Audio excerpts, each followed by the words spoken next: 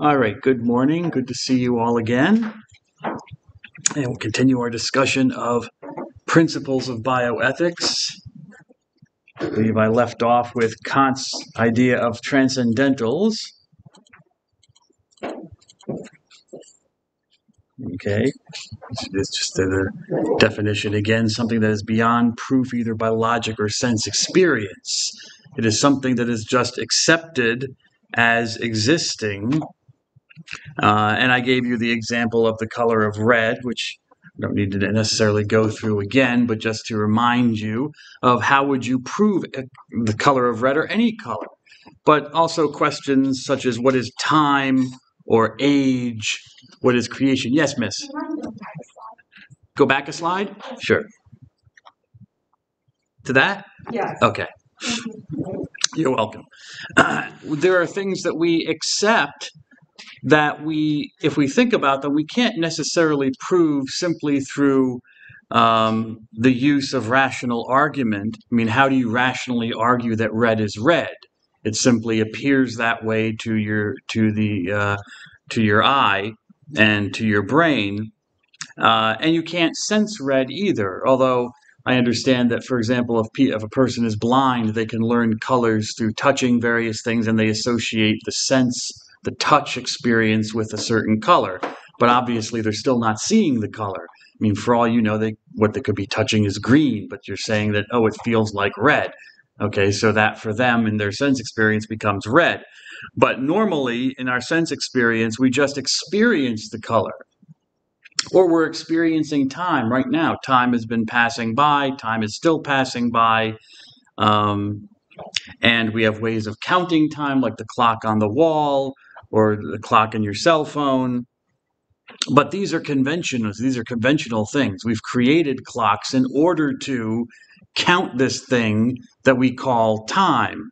I guess you could call it, what is time? It's probably the movement of space, is really what it is, of change. As you know, the things change, and as they change, that's time.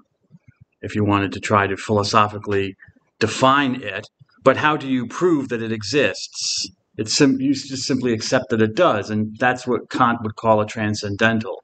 And this applies not just in the natural world, that there are things that we simply accept as existing.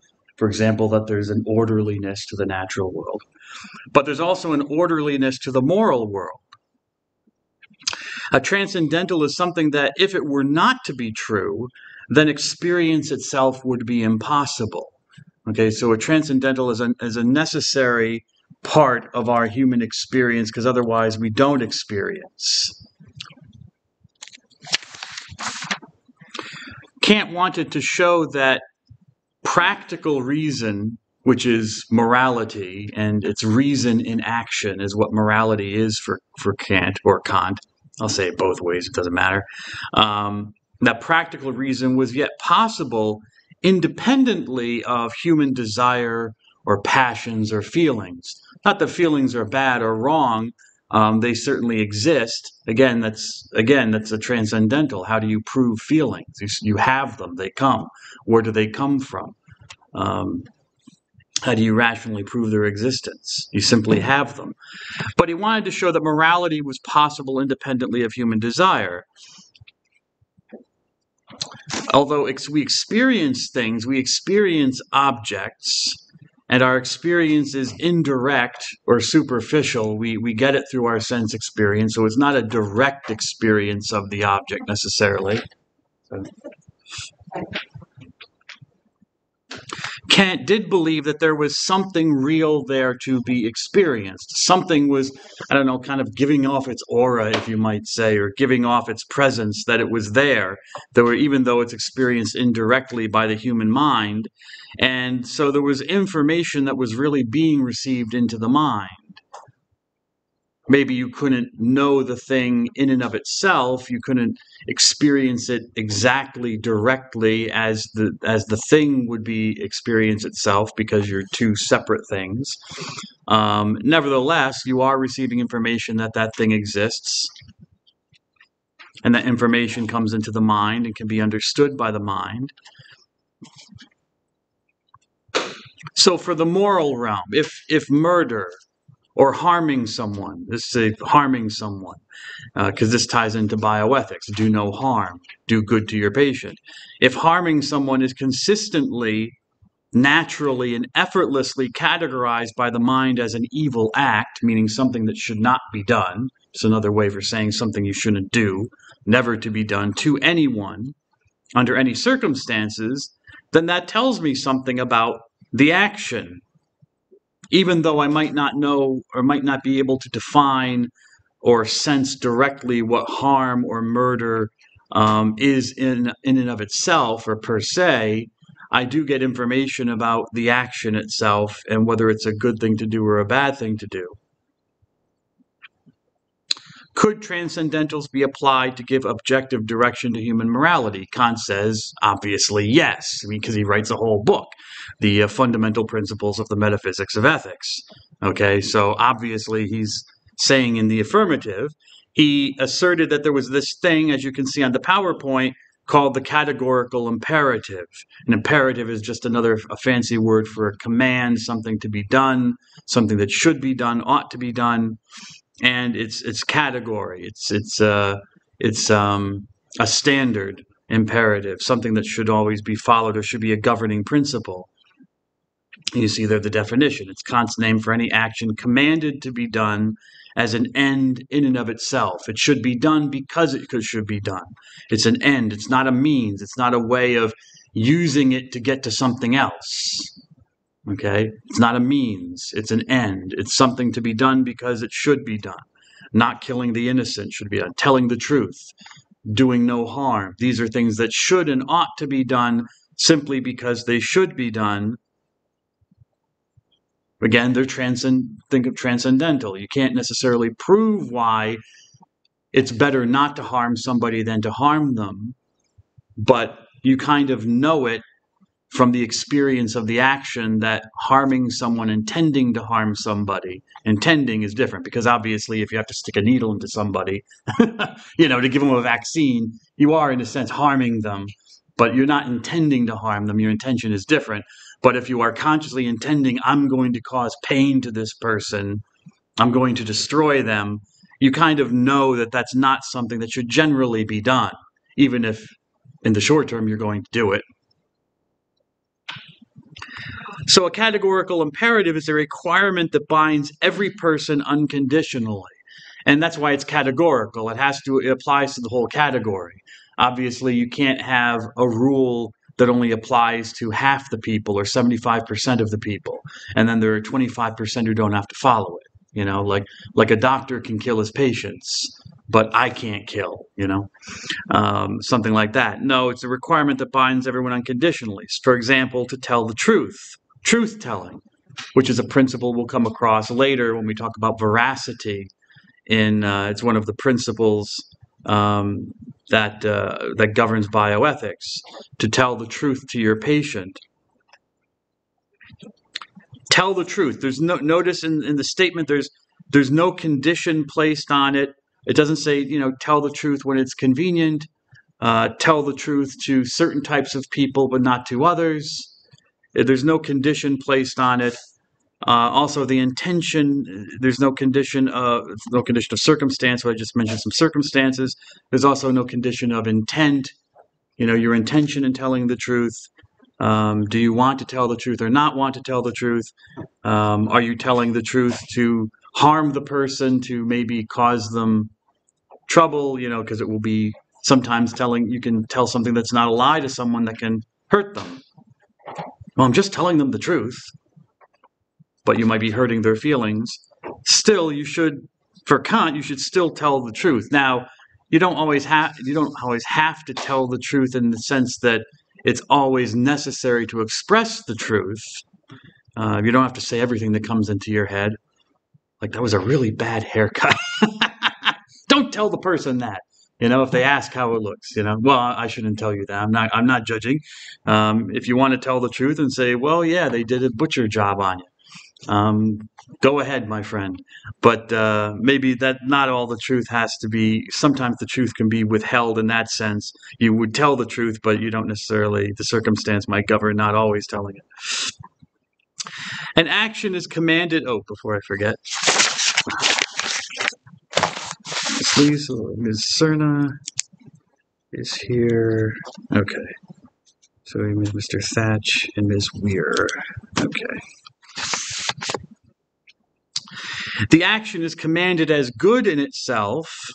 So there's the presumption that in a categorical imperative that the action that is being commanded is a good action.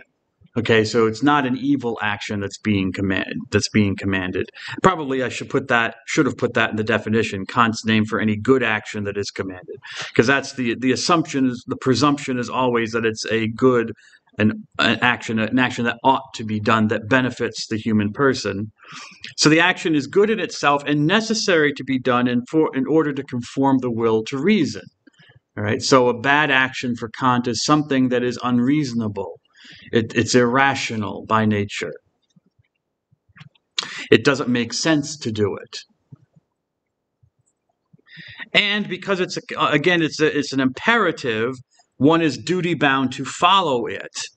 Otherwise, the moral life is impossible. So these are actions that make the moral life possible to live. They give guidance about how to live an ethical and a moral existence. And without them, that is impossible. It's not, you have no guidance. You're kind of in chaos about what to do. That's one of the reasons we're talking about what are principles for bioethics, because otherwise you can be standing there and in the emergency room and you're confronted with an ethical issue and your mind is already awash with all sorts of information that you're getting just from treating the patient, but now you have an ethical issue thrown on top of it. And so you want to have already yourself set your own mind rights as to what to do in those situations, or at least how you go about decision making.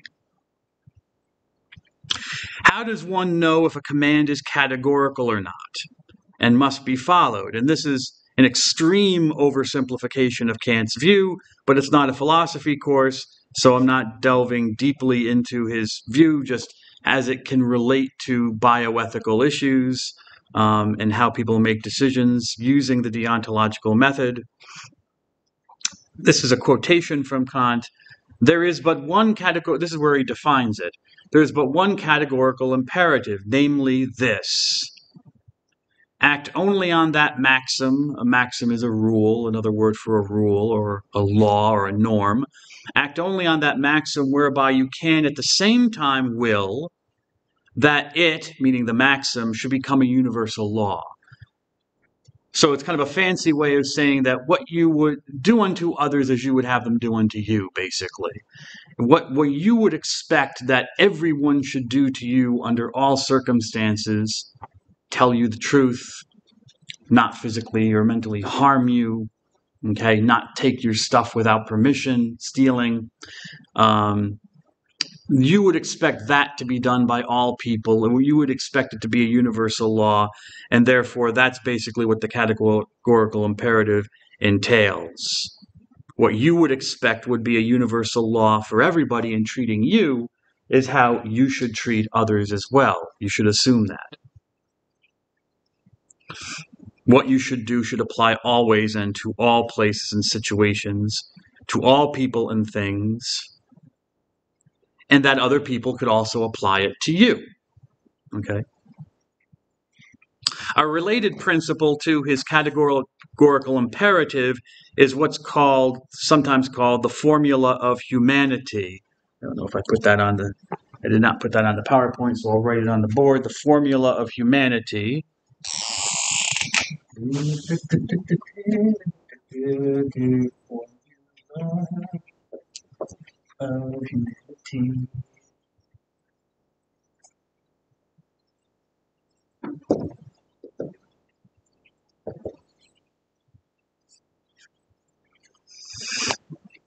And what is that? This is another quote, and you see I'm taking these quotes from the fundamental principles of the metaphysics of ethics. You can see the translation information there, 1920, so it's in the public domain. You can find it online easily enough. For all rational beings come under the law, that each of them must treat itself and all others never merely as means, but in every case at the same time as ends in themselves. Okay, Ms. Weir, hello. Okay, this over here.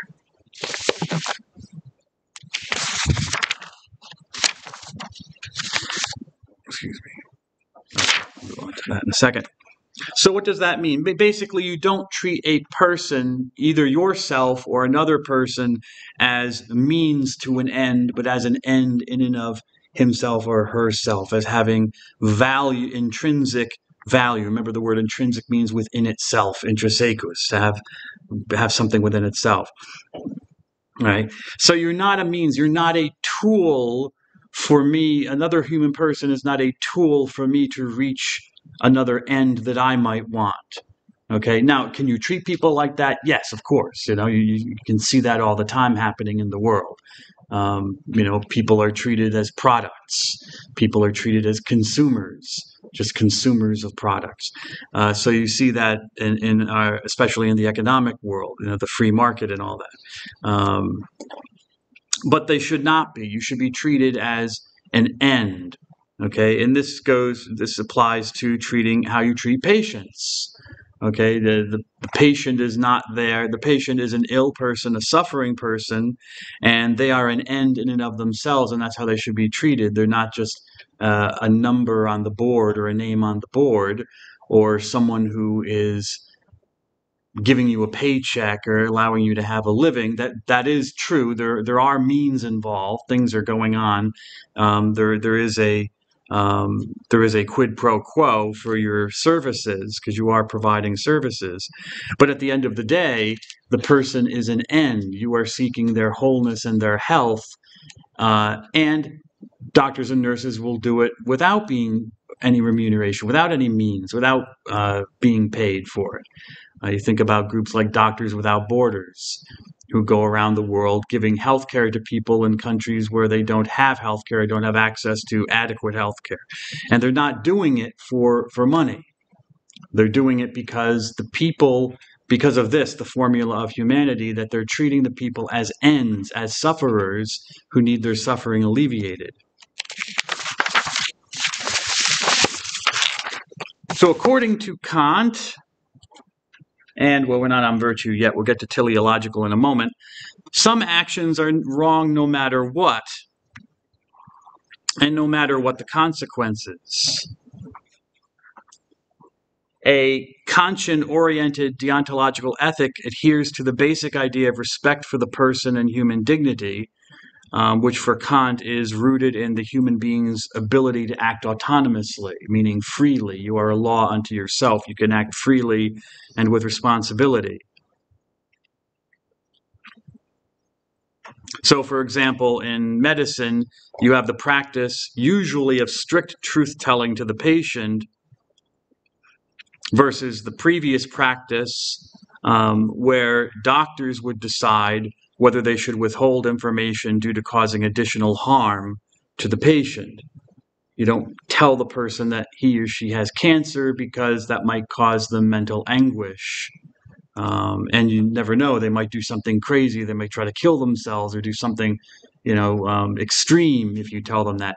There was a period of time, maybe 50 or 60 years ago and beyond, where the doctor was seen as kind of like the well house, or the not the well house, what's the word I'm looking for, as the repository of all the information, and would only tell the patient what the doctor thought he or she needed to know. Now it's on the flip side of strict truth-telling, where you give all the information so that the person who is an autonomous subject and can make decisions for himself or herself, they can have the information and know and make a decision, usually in conjunction with the medical professional, what should be done. John Stewart Gordon, in his article on bioethics in the International Encyclopedia, the Internet Encyclopedia of Philosophy, just to give you a brief critique of Kant's view, thinks that the deontological approach is too general in using moral norms. It's too abstract to be applied without difficulty or what he calls, quote unquote, stiltedness to concrete cases. He doesn't like, John Stewart Gordon doesn't like the fact that these are too overarching, too transcendental norms. They're too transcendental. You have to fit, it's difficult to fit them into every circumstance and that might come up, or every consequence that might be caused. The teleological views that we'll look at are virtue and pleasure. Virtue this is a definition of virtue, a firm disposition by which one practices habitually the skills needed for human fulfillment. It's also called virtue ethics, and it has had an impact on modern medicine, or the practice of modern medicine, at least in bioethics. The word virtue comes from the Latin word virtus, which simply means manliness. So there is a kind of a sexist overtone to the word virtue, that there's a privileging of those aspects of what make males males, that are considered qualities that should be imitated. So that's just part of it's embedded in the term. Vir in Latin means a male. So there's no getting around what the word means. Virtus means manliness, and the bodily, not just the physical excellences, but also mental excellences found in men. So strength, endurance, bravery, these were seen as virtues. But the word virtutis, well, I give you two forms of it because sometimes when you go into other cases in Latin has a lot of cases, how the words change based on how they're used in the sentence, whether it's a subject or it's an object, or it's a direct object or an indirect object, or it's a possessive case or something like that. The word is possessing something. And in some languages, those change. In English, it doesn't change. We used to have a lot of cases in Old English, but we lost them over the centuries. But Latin certainly does. And so sometimes the words will change. So see, virtus, they add a couple extra words there. It becomes virtutis in the possessive case. Of virtue is what virtutis means. But in a general way, virtus can mean worth or power or simply moral perfection. So it loses that sexist tinge if you use it in the general way. And that's the way that I'm using it here, and the way philosophers use it. They're not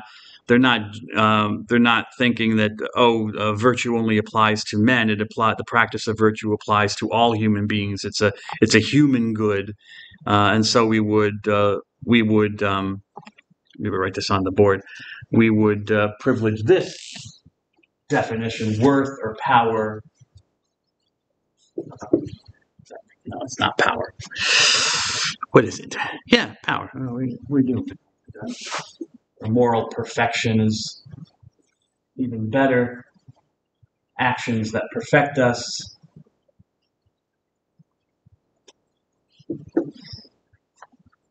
Make my A look a little bit more like an A. There we go.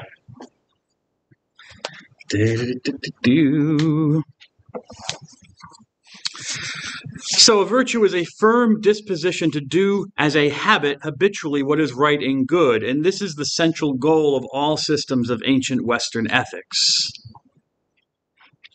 Typically, virtue, or at least the idea of virtue and its theorizing, is associated, I forgot I put that on the PowerPoint, virtue ethics. Okay, so the name for the ethico-moral system which identifies the practice of virtue as the goal of human action. Okay, I told you it's called virtue ethics, but I forgot I gave a definition as well.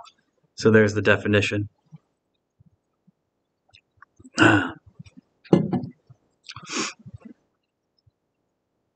Just like Kant's view would be called a deontological ethics, virtue ethics, because it's based on virtue. And we look to this gentleman, Aristotle. Not that there weren't other philosophers who talked about virtue, like Plato, but Aristotle is the one who kind of defines virtue and theorizes about it a lot. And so he gets the credit for, or at least he's the go-to person when you want to talk about virtue. You can see when he lived. He lived from 384 to 322 BC. Aristotle is one of the most influential philosophers of the West. In the Middle Ages, date from roughly the fall of the Roman Empire in the 5th century AD to around the Middle Ages ended around the 1500s AD. So they go for a long period of time. In the Middle Ages, he was simply known as the philosopher. That's how great his reputation was. He was simply the philosopher.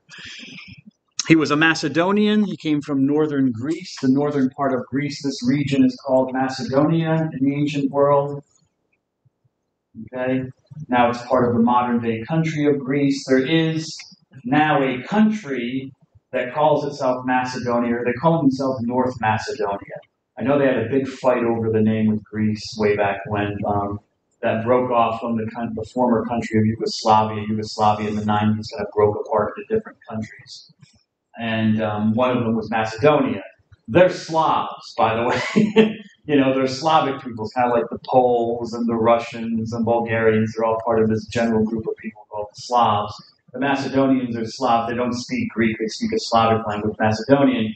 Nevertheless, because Aristotle was technically from northern Greece, Macedonia, you might hear them sometimes claim that Aristotle was one of them, or that Alexander the Great, who also came from this region, was one of them.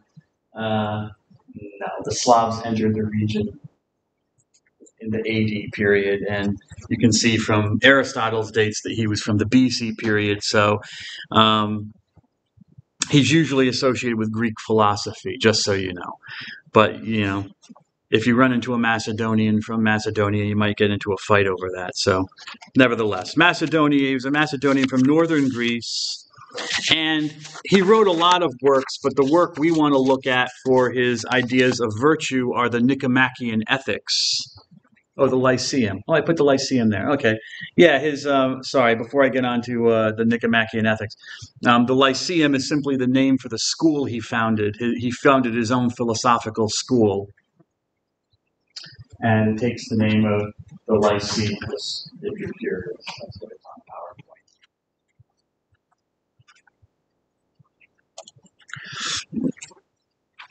PowerPoint. Which, as you might imagine, is a work written about ethics and ethical issues.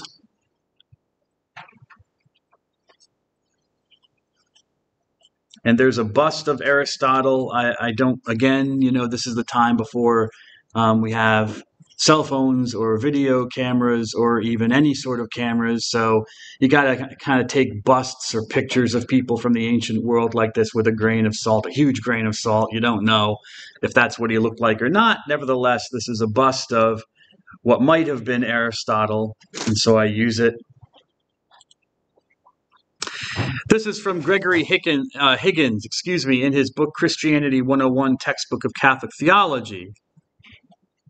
And it just gives a nice little description of Aristotle and how he viewed virtue, or why virtue was important to him. Aristotle observed that there is a discernible order to nature.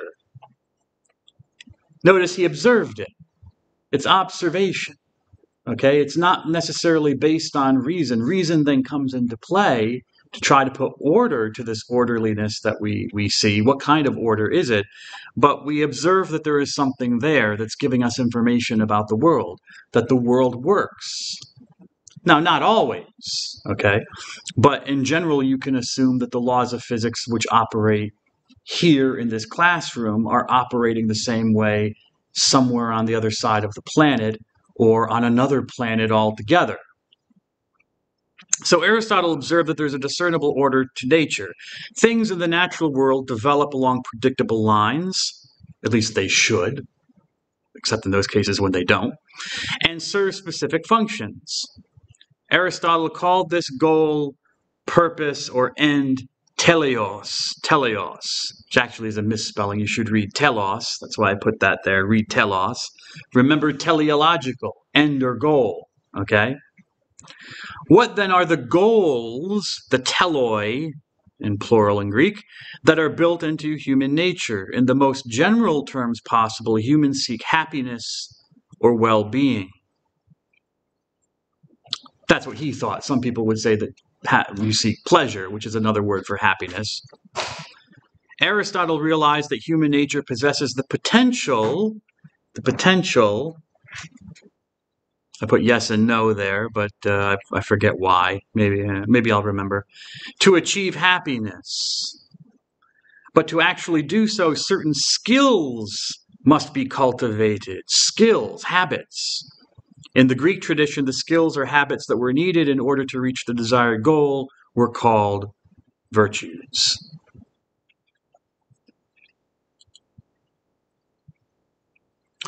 Virtue for Aristotle is not a feeling, or another fancy word from philosophy, you can call it a passion, okay, which just means to suffer in Latin, but to feel. So feelings, virtue is not about feelings. It's also not about capacity or potentiality or, capability. A good person, a quote unquote good person, is not potentially good, but the good person always acts good.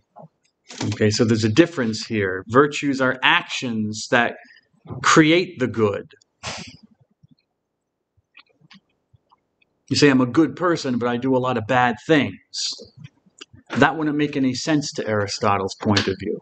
Okay, he would look at the actions. Are the actions that you are doing beneficial? Are they ordered towards human flourishing? If not, then you're not a good person. At least you're not a good actor. One could say. So virtue is a state or condition of existence created by activity. It must be practiced. How does one become good? Through practicing virtue, by choosing to do the right thing, which is not necessarily a good thing. You know what I'm saying? There might be different. There might be, Aristotle was not a Christian. He was not a Jew. So morally, he might have disagreed with Judaism and Christianity on even Immanuel Kant on what things might be right to do, but whether the question is whether they're good to do is another question. For example, killing handicapped children. Aristotle did not think that was a bad thing to do. If a woman gave birth to a mentally disabled or physically deformed or handicapped child, well, you could expose the child, which was an ancient form of infanticide. You would leave them out in the woods somewhere or on a hill time. During winter, the kid would freeze to death, but if you left them out into the woods, the animals would get them. Aristotle didn't have a problem with that. It could be the right thing to do. But you're choosing the right thing to do, and that's why you're trying to be virtuous. But it's not just about choosing to do the right thing, the correct habit. It's choosing to do it in the right way. You might choose bravery as a virtue, okay? But a firefighter who runs into every burning building willy-nilly without any kind of, consultation with the chief, his superiors or other firefighters, is a person who might have the virtue of bravery, but is not exercising it in the right way. Could be putting himself or herself needlessly in danger, and might be putting the lives of others in danger by acting that way, being overly brave, which is called foolhardiness, being foolhardy. There's another technical term for it, I forget. So you have to choose the virtue to do it in the right way. For Aristotle, virtue is pursued for its own sake. It's good because it's good. Another way of saying it's good. It's nice to be nice. That's another way of saying, being nice is a virtue. And it should be pursued for its own sake. It's not chosen because of something else. All right, there it is. Virtue is not infinitely pursued. Okay, so it's not like the carrot that's endlessly dangled in front of you. Virtue is achievable if you try to practice it. And out of all the goods, it is the best good. Not that there aren't other things that are good about life, but there are certain habits that we want to cultivate that are the best good. And those habits, traditionally and classically were defined as four, which was prudence, temperance, fortitude, and justice. I'm not going to write them on the board now. I'll tell them to you, but I'm going to have a class on virtue because virtue ethics is kind of brought into the Catholic bioethical tradition from a Christian perspective, of course, and I will talk about the virtues then, but prudence, temperance, fortitude, and justice. Not to say that there aren't other virtues. I've mentioned bravery, endurance. Friendship is another virtue. So there are other kind of ancillary or connected virtues to these four main virtues. Happiness, or eudaimonia, is the ultimate goal. That is the ultimate goal for Aristotle, happiness. Or we could also say human flourishing. Everything else that one might have, whether it's wealth, friendship, knowledge, these are all means to that end. And I give you the definition of eudaimonia.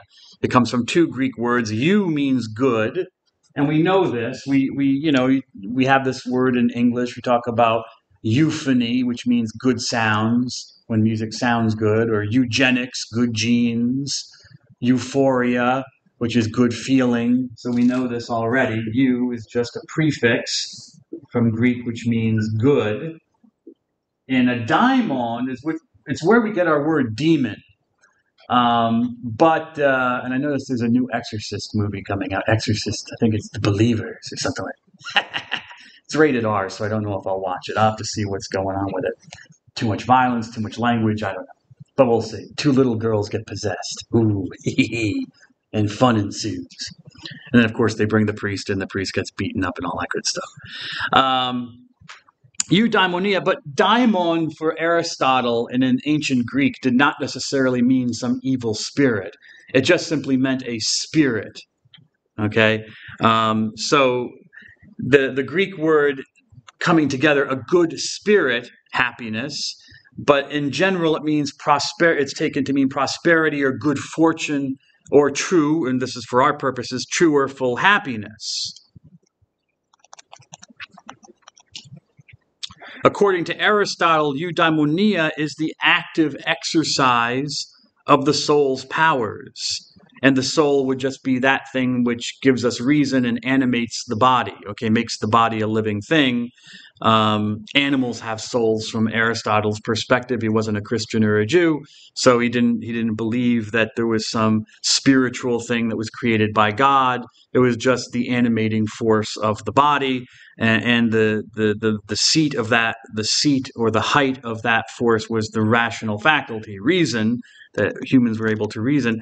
So the virtues are the active exercise of the powers of the soul in conformity with reason. And eudaimonia has the general idea of living the good life. In the 20th century, there was a revival in virtue ethics, which deeply influenced the field of bioethics, particularly medical ethics. That's what we're talking about.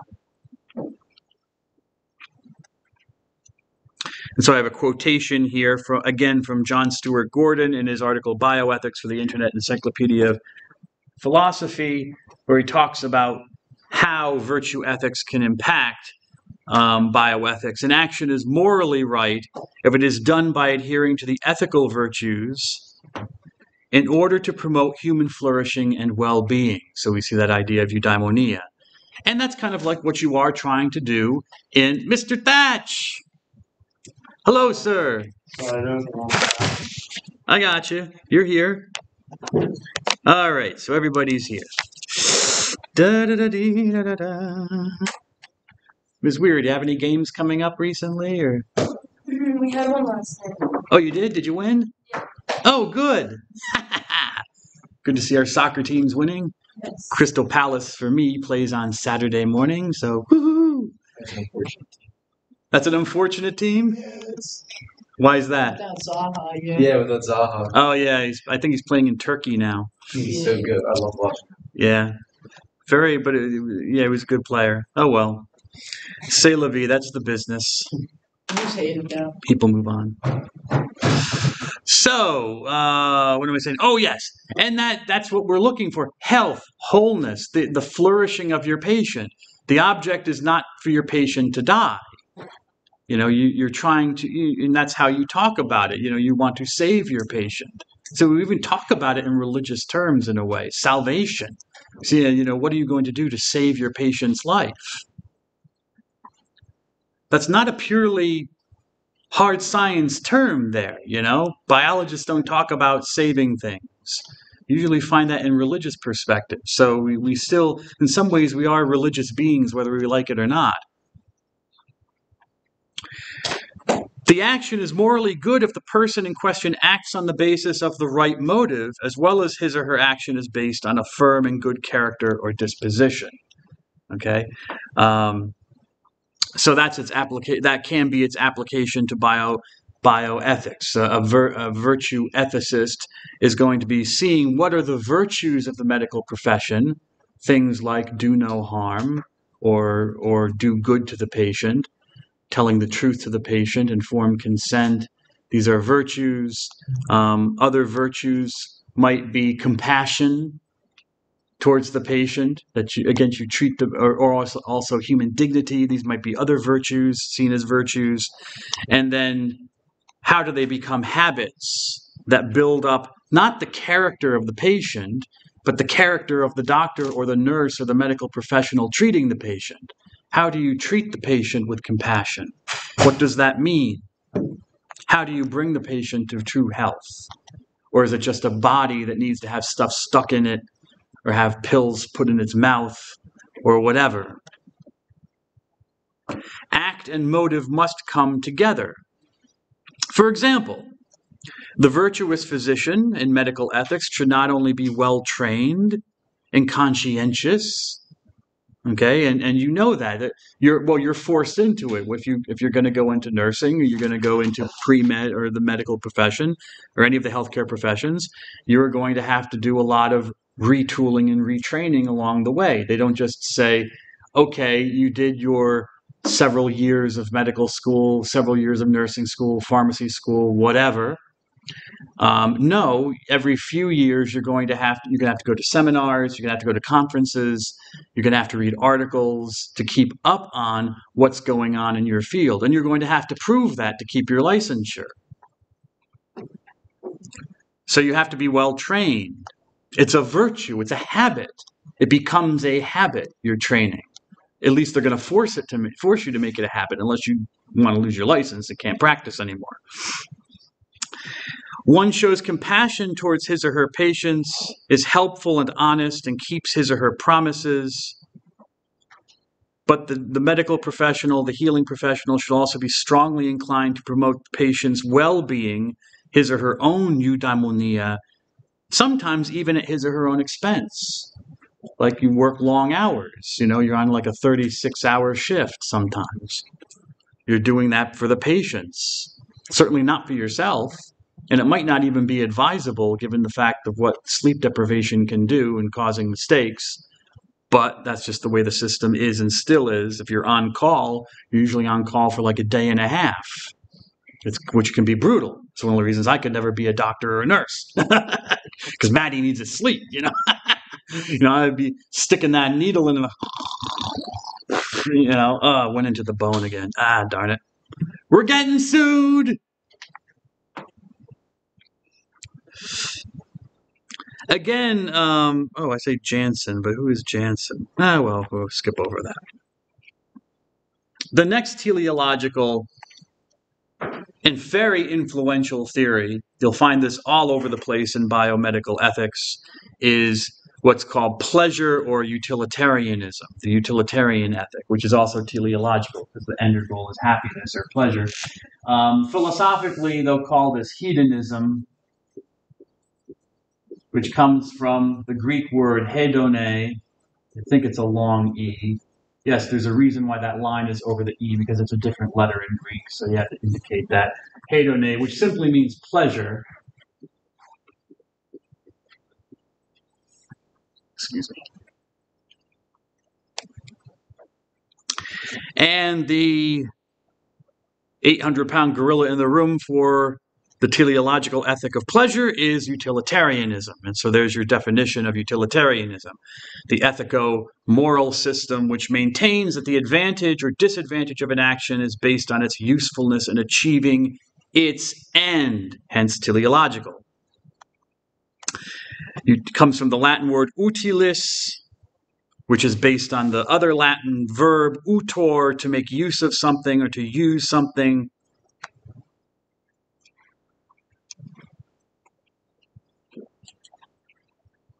Why do I have C there? Whoops, I forgot the C. I should eliminate that C. I don't want people to think that's part of his name. Hold on one second. I don't want any confusion. But I used it from a previous PowerPoint. That's why it's there. Did I do that with Mill as well? No, I did that with Mill. Here we go. I'll save it. There are two people who are identified with putting utilitarianism on the map. They didn't necessarily come up with the philosophical idea, but they brought it to the fore and gave it shape and form. First of all, Jeremy Bentham, you can see when he lived 1748 to 1832 AD.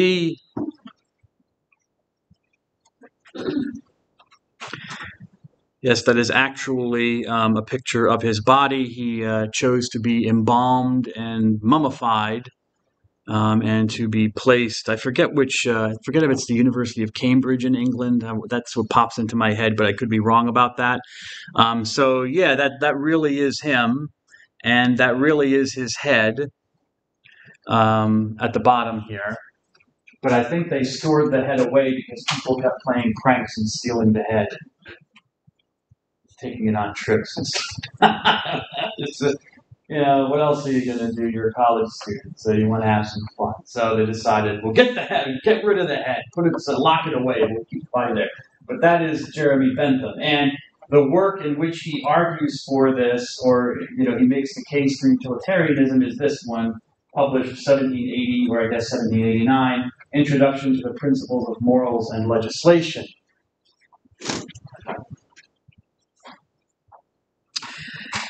The next person who promotes this view, and I believe was also Jeremy Bentham's protege, if I'm not mistaken, is John Stuart Mill. Whoops, I'm wrong computer. John Stuart Mill. There's a picture of him. He lived from 1806 to 1873, and he wrote a book called Utilitarianism, right there, 1863. He brought the theory to the masses. So there you go. Short, sweet, and simple. Jeremy Bentham, John Stuart Mill. There are only two intrinsic values in the world, according to, especially John. Let's stick with John Stuart Mill. Actually, I shouldn't say that. Both the Bentham and Mill, I should say. There are only two intrinsic values in the world. Again, intrinsic means within itself, okay? So two intrinsic values, pleasure and pain. Those are it. And according to Bentham, he called them humanity's two sovereign masters, pleasure and pain. Pleasure and pain. It sounds like a great title for an 80s heavy metal album, Pleasure and pain.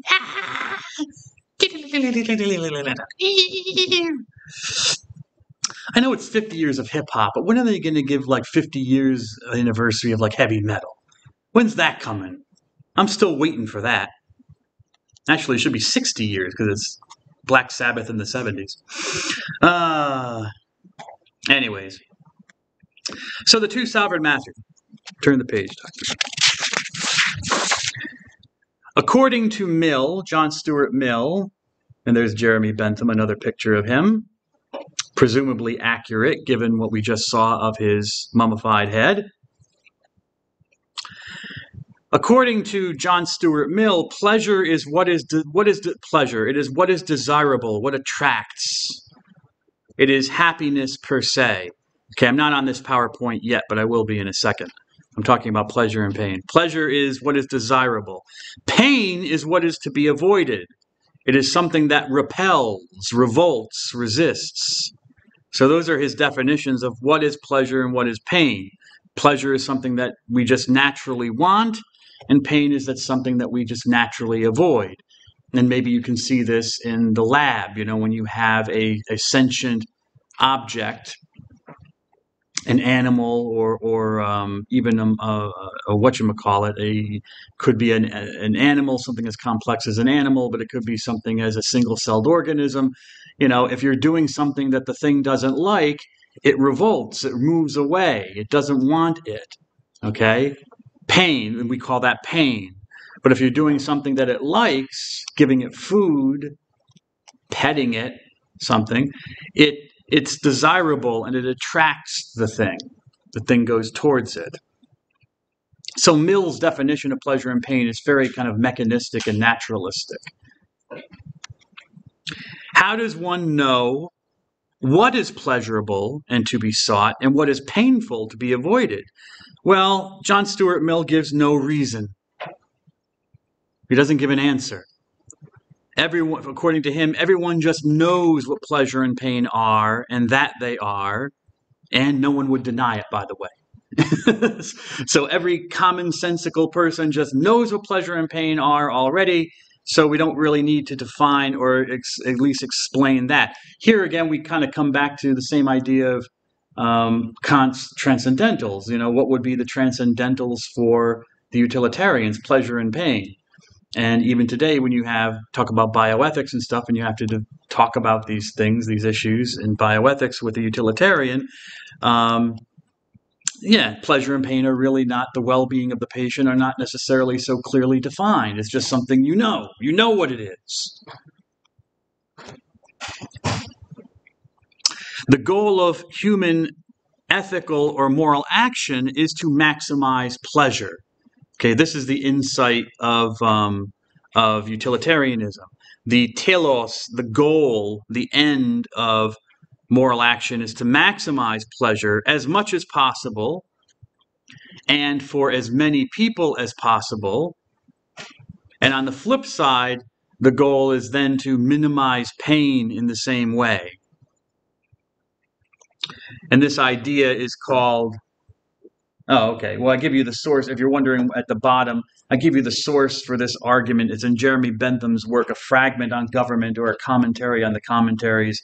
It's just, you don't need to know what it is. It's just a philosophical work that Bentham wrote having to do with politics. And he's talking about this issue and what is pleasure and pain. You want to have as much pleasure as possible for the most people possible and as little pain as possible for the most people possible. This is called the greatest happiness principle. The name for the theory of utilitarian ethics, that happiness or pleasure is the goal or purpose of ethico-moral action, and that this happiness should be for the greatest number possible. I should have put that in the definition, but I'm telling it to you. Now we kind of come to the root of the word, utor, which means to use or to be useful. How do I do this? How do I avoid pain and maximize pleasure? And how do I do it? How do I do it for as many as possible, for myself as much as possible, but for as many other people as possible as well? I don't know why it matters about the other people. I don't know how that follows. It would seem to be a very selfish ethic that, you're just doing it for yourself, but other people are involved, so you want to maximize their pleasure as well. How do you do it? By doing things that are useful. So usefulness. Is the action useful? Is it effective? Is it constructive in bringing about happiness?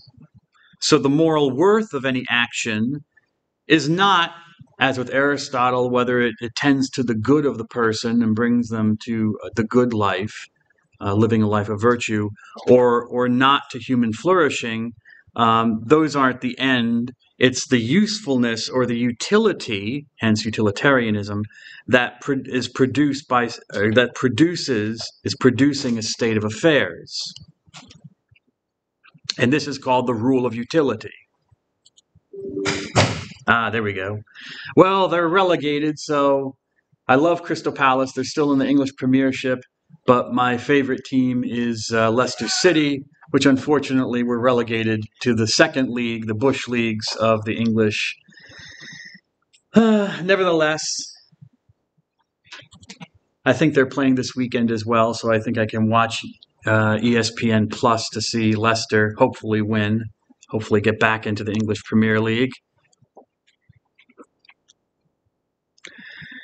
The rule of utility. And this is a longish definition. The theory of utilitarian ethics that the value or disvalue of any ethico-moral action is its ability to provide the greatest amount of happiness to the greatest number of people. It sounds like it should be the greatest happiness principle. I wonder if I messed up on the definitions. I don't think so.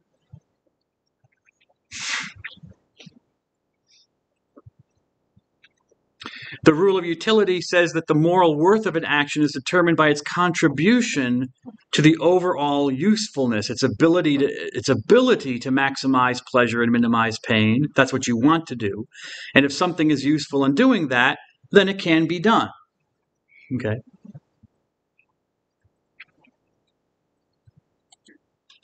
And here's a quotation right from John Stuart Mill's book, Utilitarianism. The creed, or the belief system, which accepts as the foundation of morals utility, or the greatest happiness principle, there you go. So I second-guessed myself, so there you go, holds that actions are right in proportion as they tend to promote happiness, and wrong as they tend to produce the reverse of happiness. By happiness is intended pleasure, and the absence of pain. By unhappiness, pain, and the privation or the absence of pleasure. Now, what about slavery? Slavery produced a lot of happiness for people to enslave other human beings. This was an objection raised against the utilitarians, and they had to kind of, change their argument because it does open itself to certain questions. What about, I mentioned, for example, the Nazi research experiments on unwilling subjects in the concentration camps, or the Tuskegee experiments on men who were not necessarily unwilling. They agreed to the experiments, but they were not told basically what was going to be done to them, and that, that they might die from it, or that they would be let to die in order to watch the progression of the disease. Now, these produce happiness because, we got tons of genetic research from the Nazis. In fact, there was a moral question after the Second World War about what to do with their research because the Nazis like to experiment on twins and stuff like that to see, amongst other things, and would inject certain drugs into people to see what they would do to them, what would be the result, would it kill the person, whatever, amputate limbs off of people's bodies to see if they could be reattached to another person's body. So in case of a person who needed a leg, they had lost a leg in the war, could you take a living leg from, like, with organs? They did all sorts of stuff, not always with anesthesia, always against the consent of the people who were in the concentration camps. But what do you do with the research? What do you do with the Tuskegee research on syphilis? Do they use it to help other people? To help in genetic research? What do you do with it? These were ethical questions and moral questions that were raised by these actions. From a utilitarian perspective, well, you're maximizing the happiness. You're going to help a lot more people than who were harmed, presumably. You're making an assumption there. But notice that the morality of the action, whether the action in of itself is good or evil, is not a question. It's whether the goal is, if it's useful to getting to the goal.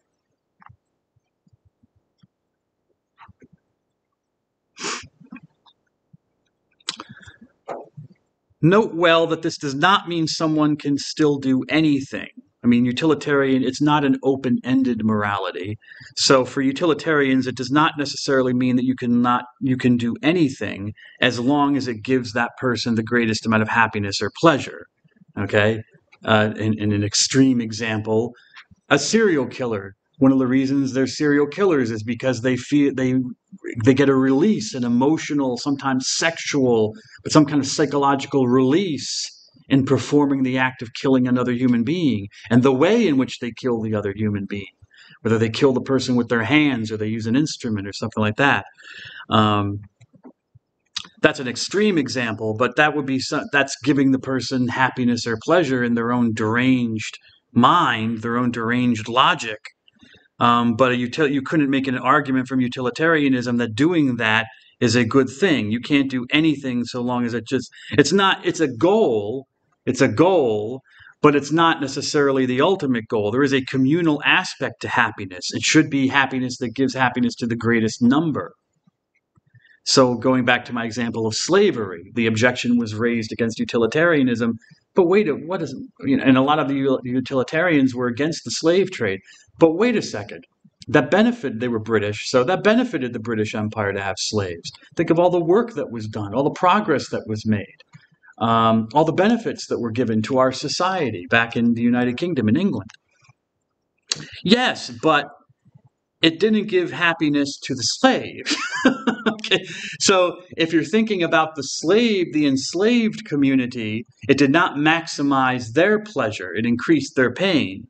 Was the response. So in action, there is a communal aspect. It should be something that gives the greatest amount of pleasure to and least pain to the community.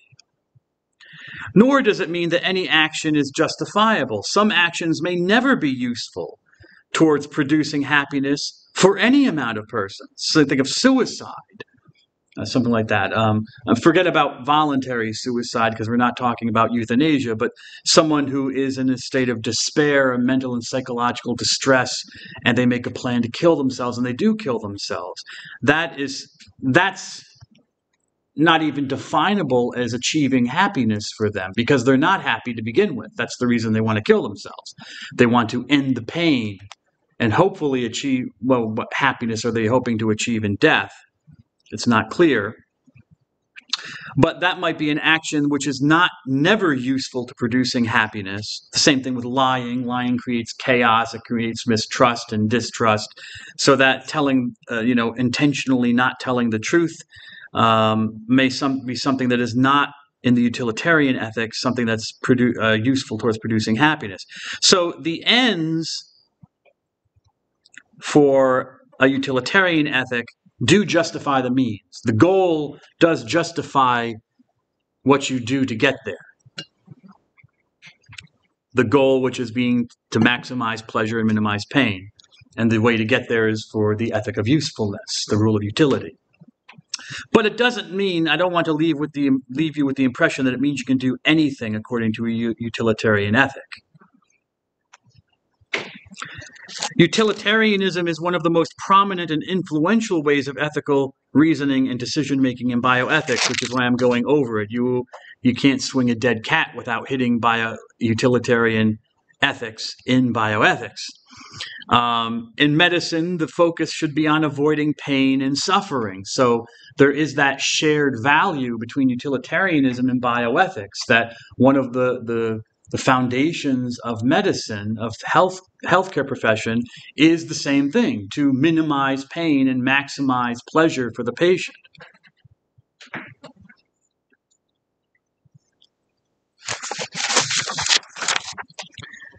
Okay, so those are the three main ethical systems that you will confront. And some of these, we'll see in a moment when I talk about ethical principlism, will come back to us. They're kind of used in bioethics for decision making. How do we go about decision making in bioethics? Well, I'm going to talk about two main ways. One way is called ethical principlism, and the other way is casuistry. All right.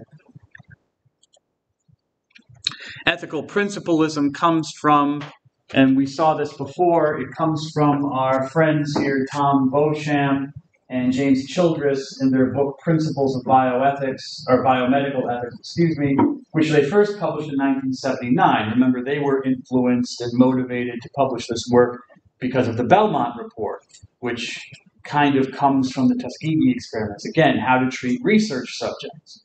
And Beauchamp and Childress recognized that you really needed some overarching principles to help in decision making, kind of like transcendentals, what Kant was doing with transcendentals for moral decision making. And what they outline in their book now in its 7th edition, I mentioned that before, is what's called ethical principlism, or just called principlism.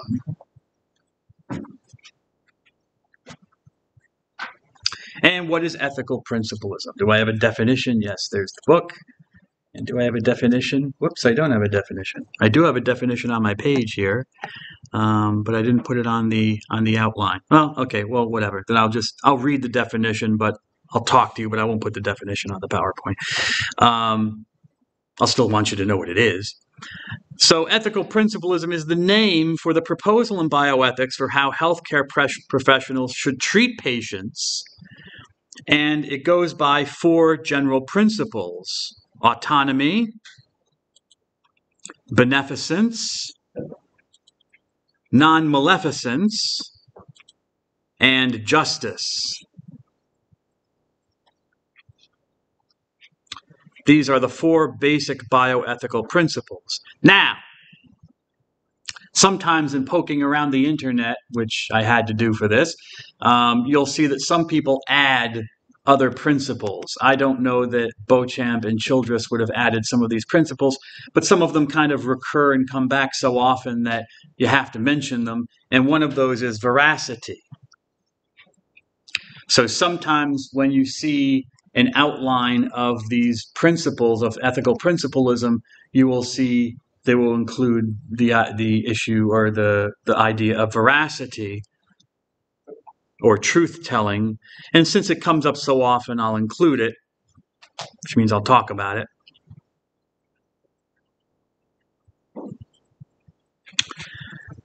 Basically, and kind of in general, and maybe this is a criticism or just a comment I'll make later as well, but I'll make it now because it pops into my head. These principles are kind of developed in order to get decision making away from moralizing. When you're talking about morality, oftentimes you have to talk about God. Where does morality come from? There are those who argue for secular morality or an atheistic morality, and that's kind of what's going on here with ethical principlism. There's nothing supernatural or spiritual about any of these principles necessarily.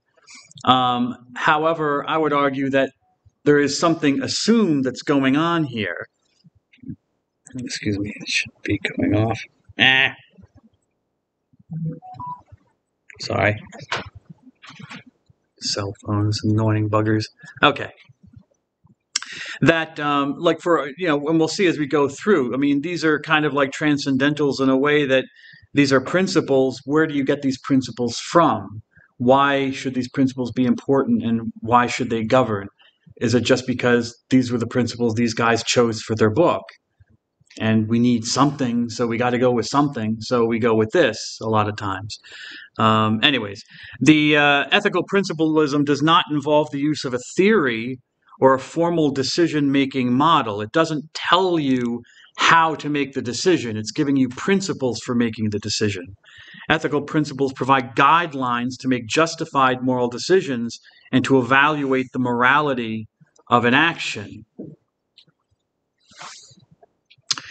And in the case of these principles, these 4 principles, autonomy, beneficence, non-maleficence, justice, and veracity, no one principle should automatically be assumed to be superior to the other principles. They all hang together. Each principle is considered to be prima facie, on its face, binding. Now, why is it binding? I don't know. Who says it's binding? That's one of the problems and the objections of trying to create maybe a non-theistic morality, or a morality that doesn't have a metaphysic behind it.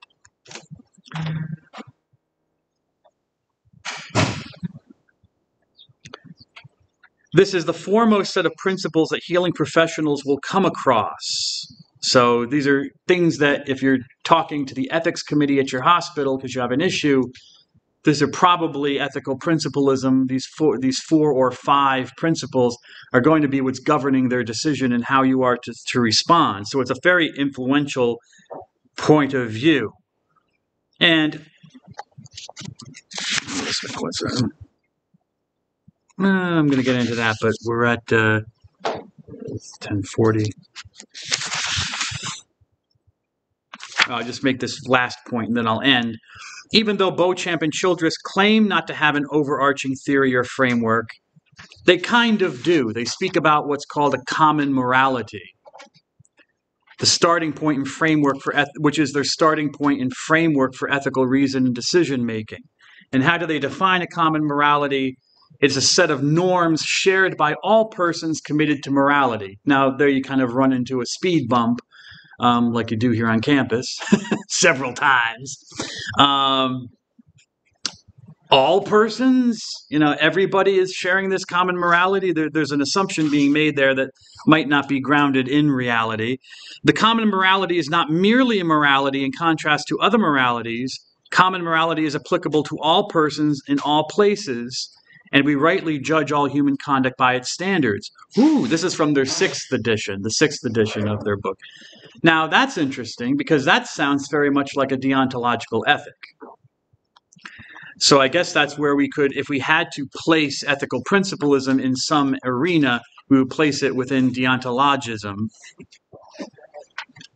Okay, so they do have common overarching point of view, which you may not agree with, but it's good to know that that's something that they're assuming. They're making their assumption out there present, so that you have an idea of where they're coming from.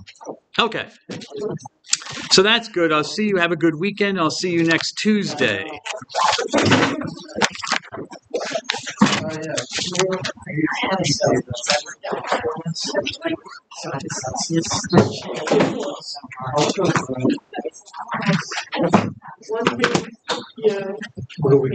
You too, Mr. Sarabo. Thank you, sir.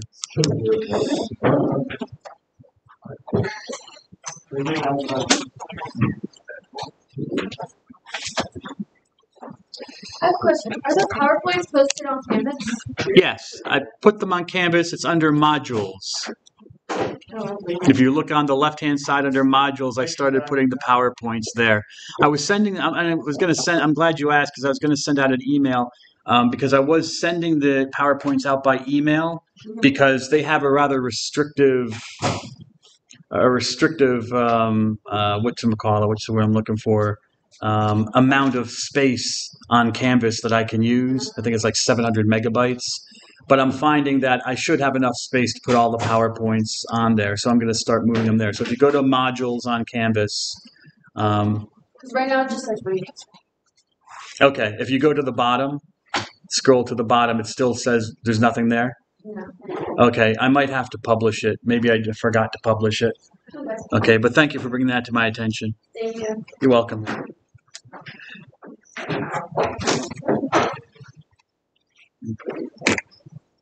Have a good weekend. You too. Thank you, miss. And turn this off.